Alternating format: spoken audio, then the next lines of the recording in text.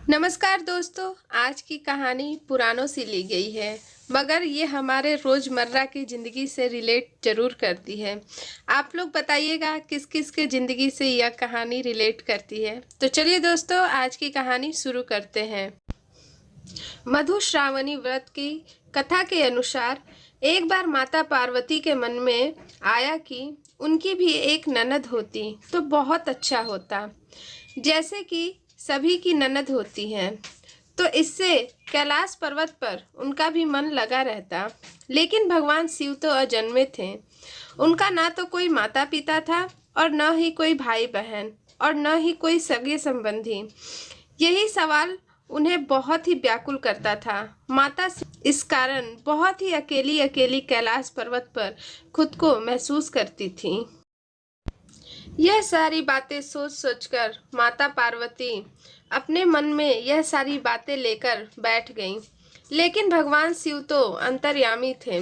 उन्हें माता पार्वती के मन की बात जान ली और अनजान बनकर बार बार उनसे पूछते रहे कि आखिर तुम्हारे मन में चल क्या रहा है।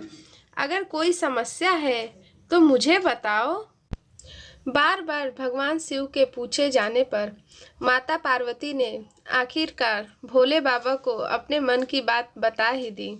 उन्होंने कहा कि काश जैसी सबके नंदी होती हैं वैसे मेरी भी ननद होती तो उनके साथ मैं हंसी मजाक करती। कम से कम ऐसे अकेले तो कैलाश पे ना रहती और हंसी मजाक करने से मेरा भी तो मन लगा रहता ना। भगवान शिव ने कहा कि ननद तो वो तो आ जाएगी, लेकिन क्या तुम ननद के साथ रिश्ता निभा पाओगी? कहीं अगर तुम दोनों के बीच में खटपट हुई और तुम दोनों के बीच में नहीं बनी तो क्या होगा? तभी माता पार्वती ने कहा, आखिर ननद मेरी है, क्यों नहीं बनेगी मेरी उनसे? मैं ननद भाभी के रिश्ते की अच्छे तरह से ख्याल रखूंगी और उनसे अच्छा रिश्ता निभा लूंगी। फिर क्या था, भगवान शिव ने अपनी माया से एक देवी को उत्पन्न कर दिया। भगवान शिव ने जिस देवी को अपने माया से उत्पन्न किया था वह दिखने में काफ़ी मोटी थी और उनके पैरों में बड़ी बड़ी मोटी मोटी दरारें फटी हुई थी। भगवान शिव ने माता पार्वती से कहा, यह लो, यह है तुम्हारी ननद और इनका नाम असावरी देवी है। पार्वती माता ने अपनी ननद को देखकर बहुत खुश हुई और झट से उन्हें अपने गले लगा लिया और अपनी ननद असावरी देवी की सेवा करने लग गई। और असावरी देवी स्नान करने चली गई। असावरी देवी पहले स्नान करके आई और फिर माता पार्वती से भोजन की मांग करने लगी। तभी माता पार्वती ने भोजन परोसा।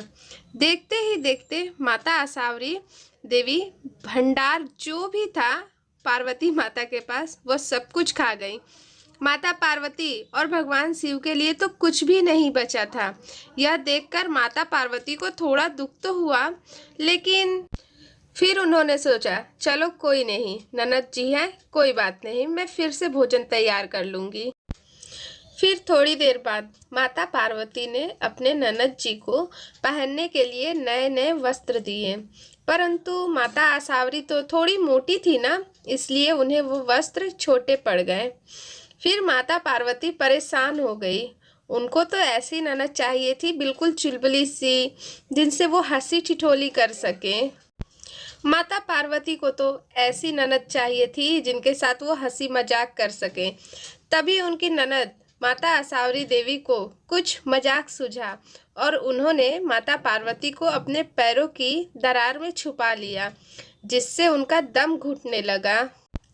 और फिर जब थोड़ी देर बाद भगवान शंकर कैलाश पर वापस लौटे तो उन्होंने माता पार्वती को कहीं नहीं देखा। फिर उन्होंने माता आसावरी से पार्वती माता के बारे में पूछा।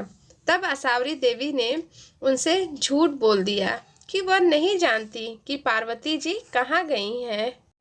माता पार्वती दोनों भाई बहन के बीच की सारी बातें उन्हीं दरारों में बैठे बैठे सुन रही थी।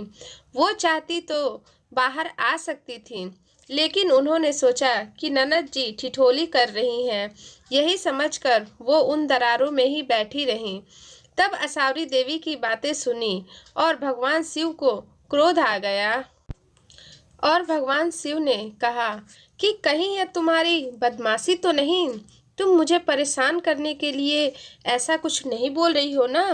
तब असावरी देवी हंसने लगी और तब उन्होंने अपने पांव जमीन पर जोर से पटक दिए, जिसकी वजह से पैरों की दरारों में फंसी हुई पार्वती माँ बाहर निकल आई।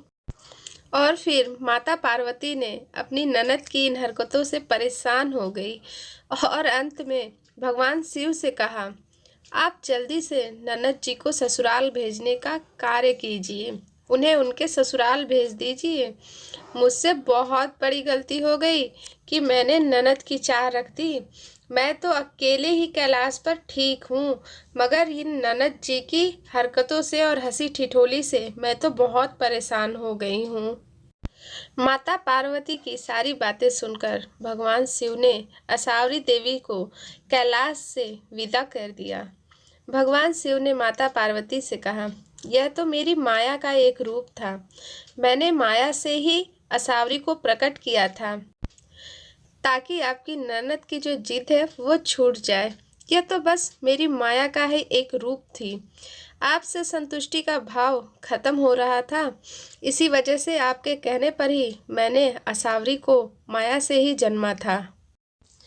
और देखो, मेरी इस माया के कारण तुम्हारी ननद प्राप्ति की भी जो व्याकुलता थी वो खत्म हो गई, जिसकी वजह से मैंने यह माया रची। लेकिन तभी से संसार में ननद भाभी का रिश्ता नोक झोंक की परंपरा शुरू हो गई। तो दोस्तों, बताइए आज की कहानी आपको कैसी लगी? कौन कौन माता आसावरी की तरह अपनी भाभी को परेशान करता है? बताइएगा ज़रूर कमेंट बॉक्स में। या किस किस ननद की भाभी भाभी को परेशान करती है या भाभी की ननद। अगर दिल से निभाओ तो इससे खूबसूरत रिश्ता कोई हो ही नहीं सकता।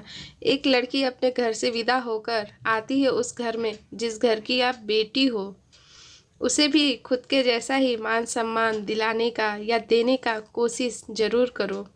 भाभी को भाभी नहीं सहेली समझो और ननद को भी ननद नहीं बड़ी बहन या सहेली समझो, फिर देखो ये रिश्ता और भी खूबसूरत हो जाएगा। तो दोस्तों, मिलते हैं आपसे नई कहानी में, तब तक के लिए धन्यवाद।